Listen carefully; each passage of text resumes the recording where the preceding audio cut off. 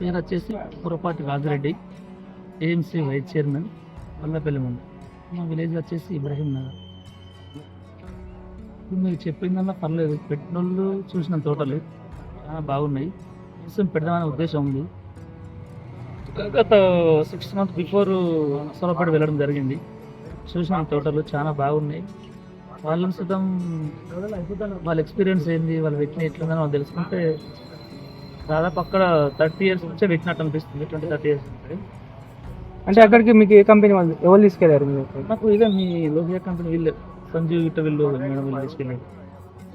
అక్కడ చూడడం జరిగింది. అక్కడ చూడడం జరిగింది. అంటే రైతులతో మాట్లాడడం జరిగింది. అక్కడ రైతులతో మాట్లాడడం జరిగింది. వాళ్ళ అవగాహన మీకు ఎలా చెప్పారు? అంటే అవగాహన చేస్తే పర్లేదు, మంచిగా పెట్టడానికి హోప్స్ ఉండేటట్టు చెప్పారు వాళ్ళు, పెట్టచ్చు అని. అంటే అక్కడ వెళ్ళి మీరు కూడా చూశారు, మీ అవగాహన మీరేమనుకుంటారు? మీ ఆలోచన ఆలోచన పెడితేనే బాగుంటుంది. మొన్నడాక ఏమున్నాడు కొన్ని డౌట్స్, ఫ్యాక్టరీ అనేది లేదు కదా, కొంచెం మనం కట్ చేసిన చెట్లు పెట్టినాక వాళ్ళు తీసుకెళ్ళని కొంచెం డౌట్స్ ఉండే.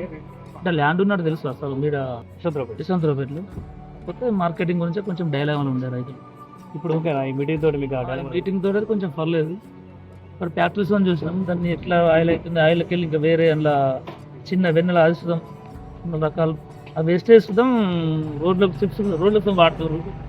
రైతులకు వాడే అదిసుదం ఉంది అందులో. ఇట్లా వేస్టేజ్ అయితే ఏం పోతలేదు. 100% పెడితే బాగానే ఉంటుందని అనిపిస్తుంది.